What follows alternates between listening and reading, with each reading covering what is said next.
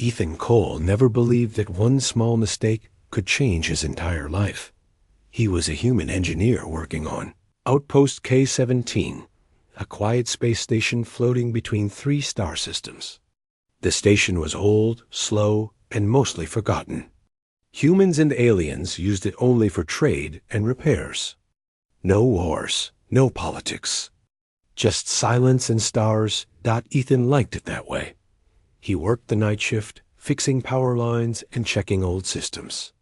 Most aliens avoided humans, and Ethan avoided trouble. He was not a hero. He was just a man trying to earn credits and go home someday. That night, the station lights were dim. The long metal hallway echoed with his footsteps.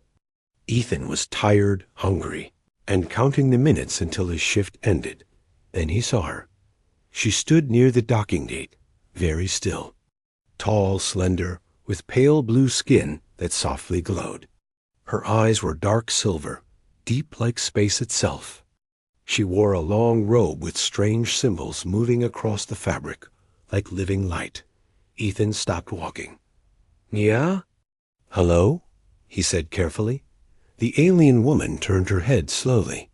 Her movements were calm, almost careful. She looked at Ethan as if she had waited a long time for him. "You are Ethan Cole," she said. Her voice was soft but clear. Ethan frowned. "Yes, that's me. Can I help you?" She stepped closer and held out a small box. It was no bigger than his hand. The box glowed with warm golden light. "This is for you," she said. Ethan blinked. "For me? Why?" "You helped my people," she replied. Ethan tried to remember. Last week, he had repaired a damaged water system for an alien ship. It was nothing special, just his job. "Oh? That," Ethan said. "You don't need to give me anything. It's fine." The alien woman gently pushed the box closer to him. "Please," she said. "It is important." Ethan hesitated. He knew alien cultures were strange, but gifts were common in trade zones. He did not want to offend her. "All right," he said. "Thank you." The moment his fingers touched the box, the station lights flashed red. A loud alarm echoed through the halls. The station AI announced, "Ritual bond detected. Sacred contract accepted." Ethan froze. "What?" He whispered. Alien guards rushed into the hallway. Their armor was heavy, their weapons glowing. Ethan's heart started racing. "I didn't do anything," he shouted, but the guards did not attack. Instead, they stopped in front of him. And then they knelt. Ethan's mouth fell open. The alien woman stepped beside him and lowered her head slightly. "The bond is complete," she said calmly. Ethan's hands shook.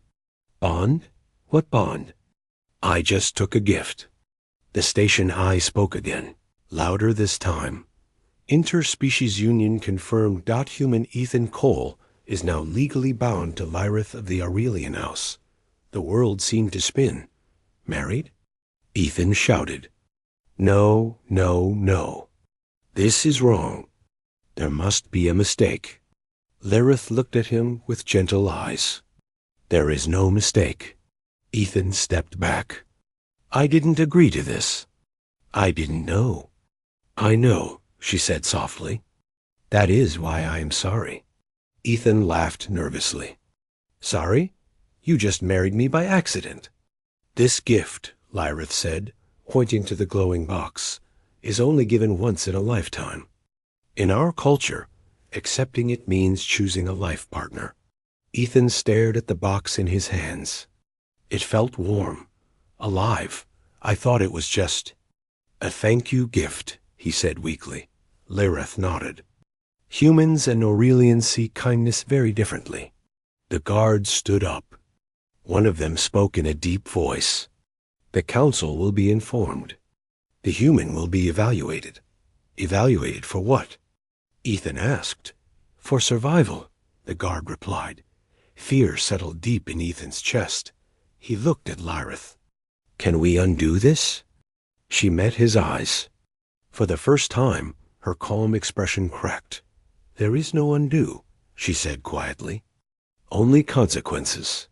The alarm stopped. The hallway became silent again, but nothing felt normal anymore. Ethan was just a simple human engineer a moment ago. Now, without knowing how, he was married to an alien noble, and his life was no longer his own.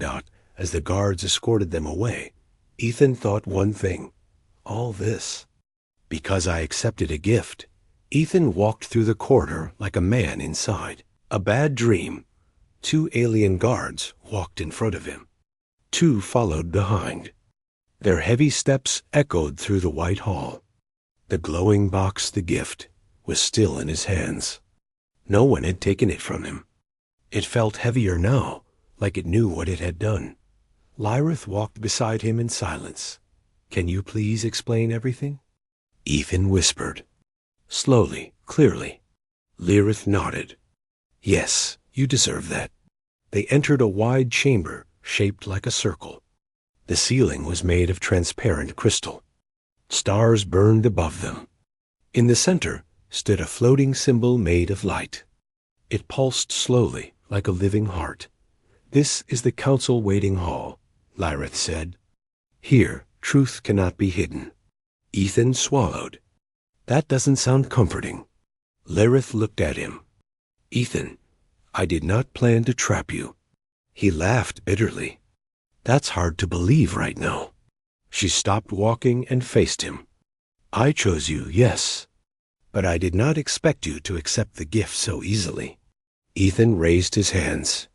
"In human culture, refusing a gift is rude." "In ours," she replied softly, "refusing is safety." He sighed. "So, what exactly did I agree to?" Lyrith took a breath. "Among my people, the Aurelians, a life gift is sacred. It is given only once. When accepted, 2 lives are bound by law, biology, and honor." Ethan's face went pale. "Biology?" She looked away. "Your life force is now linked to mine." His heart started beating faster. "You mean if something happens to you?" "Yes," she said quietly. "It may happen to you as well." Silence fell between them. Ethan ran a hand through his hair. "This is insane. There must be a way out. Some kind of divorce." Lyrith's eyes darkened. "There is no such word," she said. Before Ethan could ask more, the room filled with light. Tall figures appeared around the circle. Some were physical. Some were made of pure energy. Others looked ancient, half machine, half living. The Galactic Council had arrived. Deep voice echoed from everywhere at once. "Lyrith of the Aurelian House, you have bonded with a human." "Yes," she answered. Not another voice followed. "Sharp and cold. A human is weak, short-lived, emotion-driven." Ethan clenched his fists. "Hey, I'm standing right here." No one reacted. The first voice spoke again. "The bond is legal, but it is dangerous." Lyrith stepped forward. "The bond was completed under sacred law. It cannot be broken." A third voice interrupted, filled with anger. "Then the human must be tested." Ethan felt his stomach drop. "Tested how?" The floating symbol in the center changed shape. Images flashed: battlefields, alien creatures, burning ships. "For worth," the voice replied. "For survival." Ethan turned to Lyrith. "You didn't tell me about this part." "I hoped," she said quietly, "that it would not come to this." One of the council members leaned forward. Its many eyes focused on Ethan. "Human," it said. "Your kind is known for mistakes."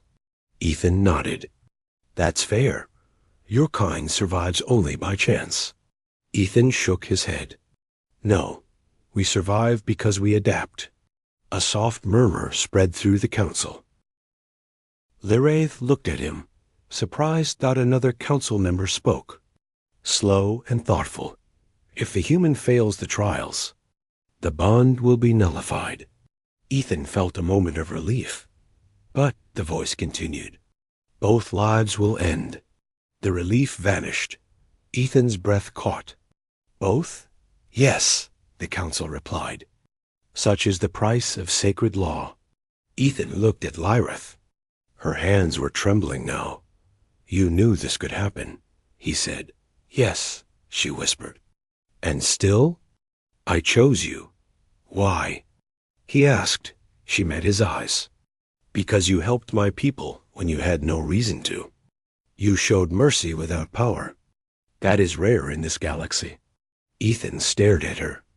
That was just being human. The council fell silent. Finally, the first voice spoke again. The trials will begin soon. When? Ethan asked. Immediately. The floor beneath them shifted. The room darkened. The stars above disappeared as the guards moved forward. Ethan felt fear wrap around him like ice. He was not a warrior, not a soldier, not a hero. He was just a human who accepted a gift. Lyrith stepped close to him and whispered, I will not let you face this alone. Ethan looked at her, then nodded slowly. All right, he said. Then let's show them what humans do when we're cornered. Somewhere in the shadows, unseen by all, another pair of alien eyes watched them closely, and they were not pleased. The floor vanished. Beneath Ethan's feet in a blink. The council chamber disappeared, and he was standing on rough stone ground. The air was thick and heavy. Strange red light filled the sky above him. Tall black pillars surrounded the area like silent judges. This place is alive, Ethan whispered. Lyrith stood beside him. Her expression was tense. This is the trial arena. It changes based on the one being tested. A deep voice echoed from everywhere. First trial, strength. The ground shook from the shadows. Something massive moved forward. A creature stepped into the light.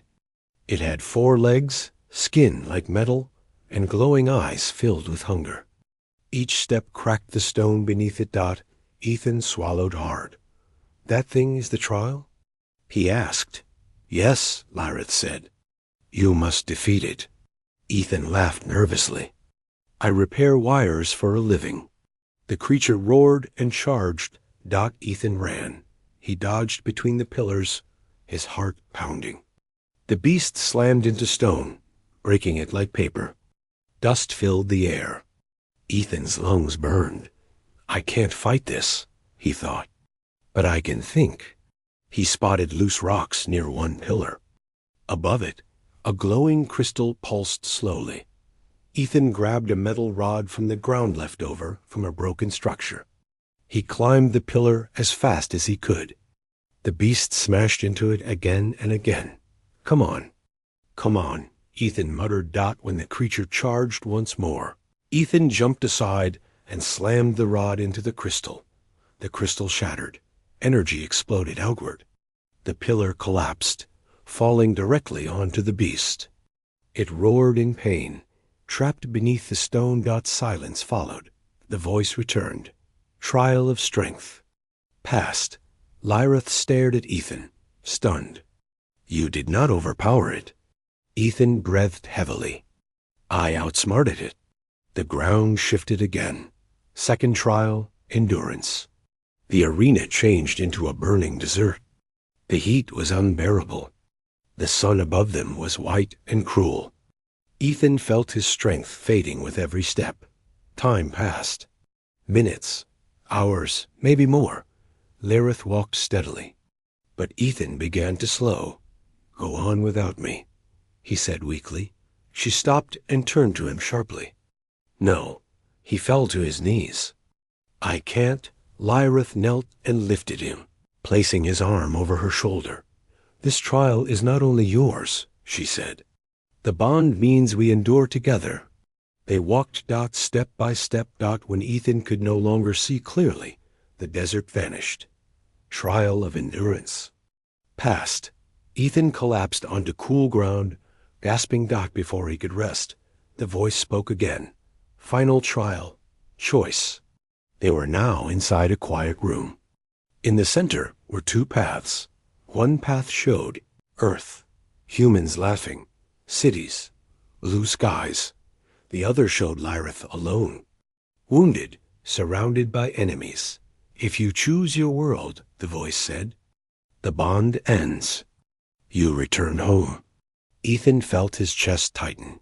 And the other path? He asked, you stay. You fight. You suffer. You may die. Lyrith said nothing. She did not look at him. Ethan took a slow breath. He thought of Earth, safety, normal life. Then he thought of Lyrith, the fear in her eyes, the trust she had placed in him. I didn't choose this bond, Ethan said softly, but I choose what I do with it. He stepped toward Lyrith These. Path. The room went silent. Choice. Confirmed, the voice said. The arena faded. Stood once again before the council. Low murmur spread among the members. A human past all trials, one said in. Disbelief. Another voice, filled with anger, spoke from the shadows. This proves nothing. A tall figure stepped forward. His armor was dark, sharp, and marked with symbols of war. His eyes burned with hatred. I am Varkish of the Iron Claw, he said, and I challenge this bond. Lyrith stiffened. Ethan felt a chill run down his spine. Under ancient law, Varkish continued, I claim the right to test the human myself. The council hesitated. Then the first voice spoke. The challenge is accepted. Varkish smiled cruelly. Prepare yourself, little human. Ethan looked at Lyrith. Whatever came next would be far worse than any trial. And this time, it would not be controlled.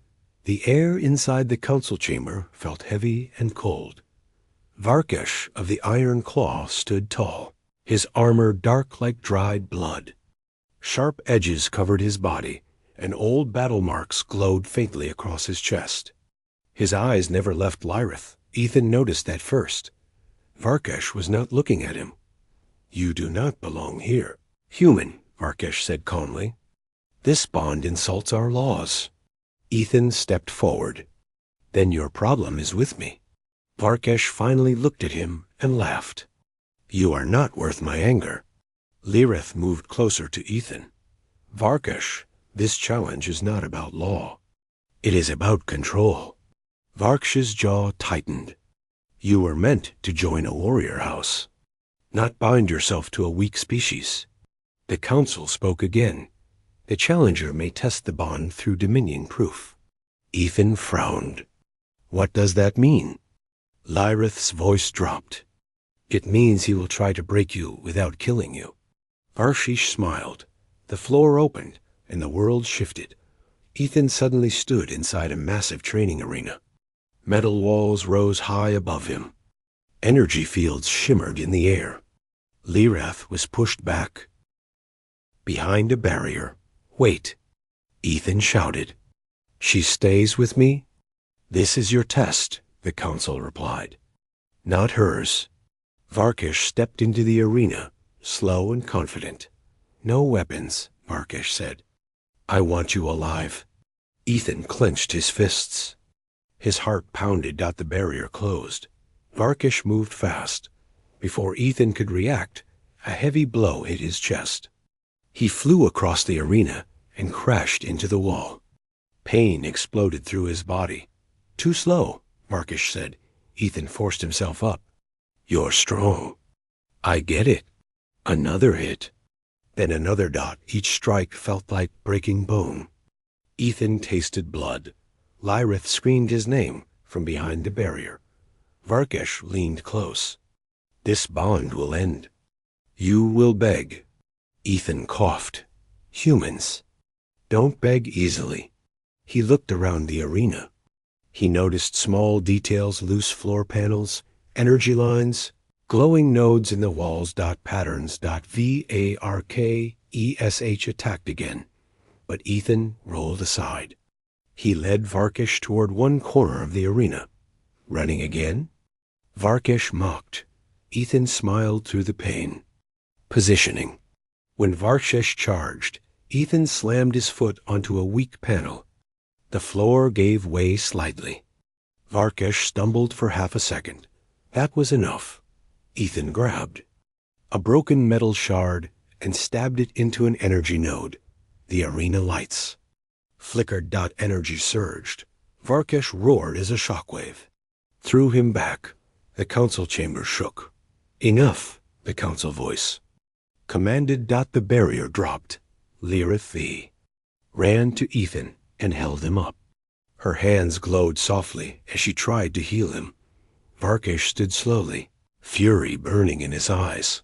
This changes nothing, he snarled. You are still weak. The council spoke. The challenge is inconclusive.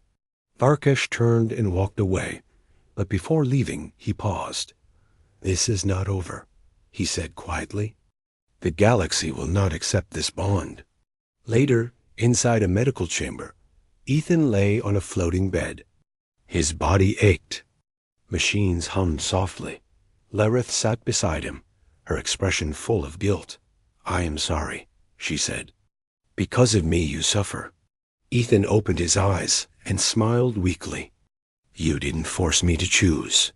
She looked surprised. I stayed, he said. That means something. Lirith hesitated, then gently held his hand. The glowing box pulsed between them. For the first time, Ethan felt it, not fear, not pain, but connection.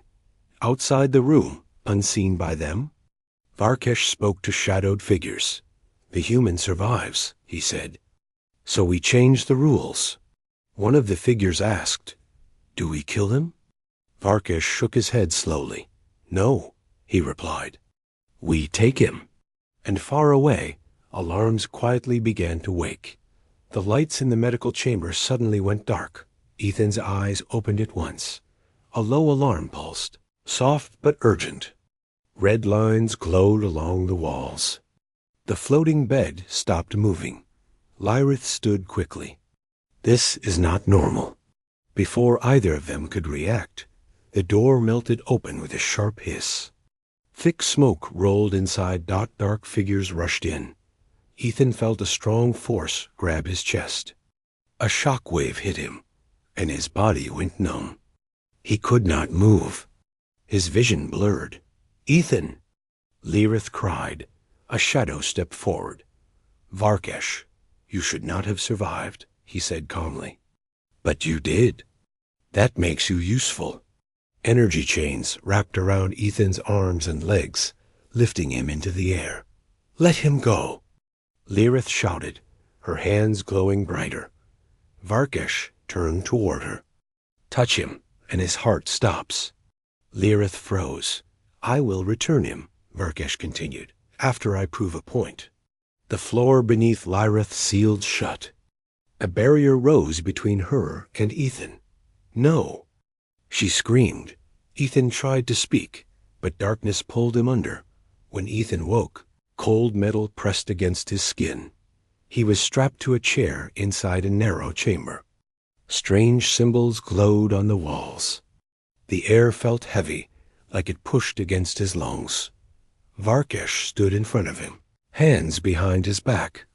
Do you know why humans are dangerous? Varkesh asked.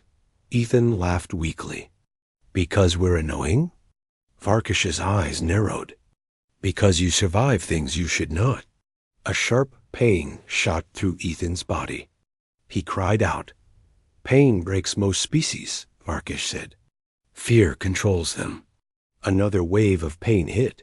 Ethan screamed, then gasped for breath. But humans, Varkesh continued, adapt. Ethan forced himself to focus. He noticed the room's systems. Power lines.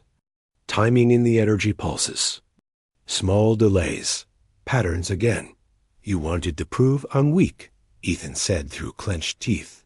So why hide? Varkesh smiled. Because you will break. Hours passed. Or maybe days. Ethan lost track of time. Between waves of pain he watched. He learned. The energy restraints pulsed every 5 seconds. The lights dimmed slightly before each pulse. A flaw. When the next pulse came, Ethan forced his muscles to tense instead of relax. Pain exploded, but something shifted. A restraint flickered. Ethan waited. Dot again. Dot another. Flicker. He bit down hard and pulled. One restraint snapped. Alarm screamed. Ethan ripped free and fell to the floor. He grabbed a loose panel and slammed it into the control node. The chamber went dark. Emergency lights flashed. Ethan moved fast, ignoring the pain. He crawled through a maintenance tunnel. His voices echoed behind him. He reached the engine core. If I can't fight him, Ethan thought, I can outthink him. He overloaded the cooling system. Heat warnings filled the ship. Varkish's voice boomed through the halls. Stop! Ethan smiled grimly. He jumped into an escape pod just as the ship shook violently.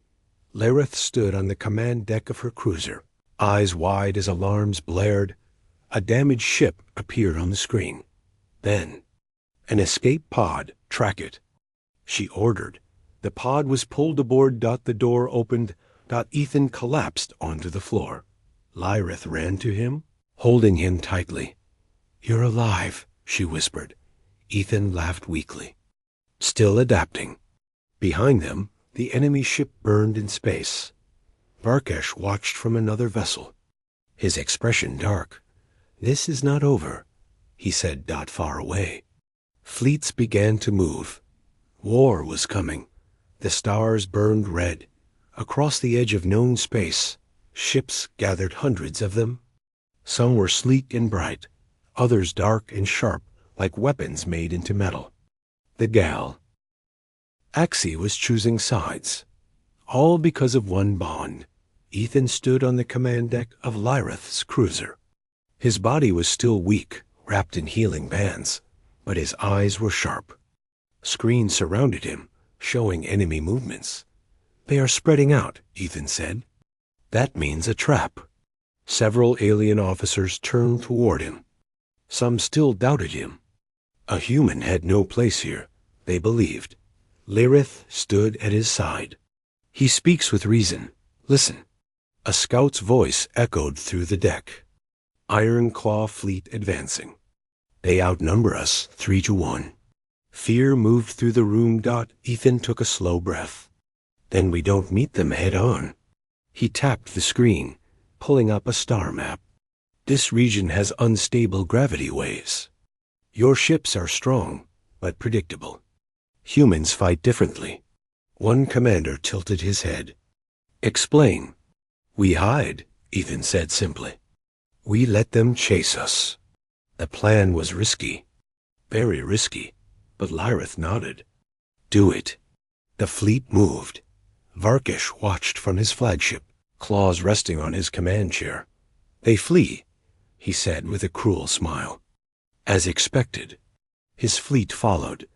The moment the Iron Claw ships entered the gravity field, everything changed. Systems failed. Formations broke. Now! Ethan shouted. Lyrith's fleet turned back suddenly. Small ships darted through the chaos, striking engines and disappearing again. Humans call this, Ethan said quietly, guerrilla warfare. Varkesh roared in rage. The battle was brutal. Energy blasts lit the darkness. Ships burned and fell silent. Then a warning alarm screamed on Lyrith's cruiser. Hull breach. A massive explosion rocked the deck. Ethan was thrown to the ground. Smoke filled the air. Lyrith fell beside him, blood-like light flowing from her side. Lyra! Ethan crawled to her, panic in his voice. She tried to smile. It seems I am not as strong as I hoped. Medics rushed in, but their faces told the truth. Her life force was fading. Ethan felt something tearing inside his chest. The bond burned, hot and painful. Don't you dare, he whispered. You chose me. I'm not done choosing you. He stood, ignoring the pain in his own body. Bring me the command channel, he said. The officers hesitated. Lyrith weakly nodded. Listen to him. Ethan opened a galaxy-wide transmission. "This is Ethan Cole," he said. "Human."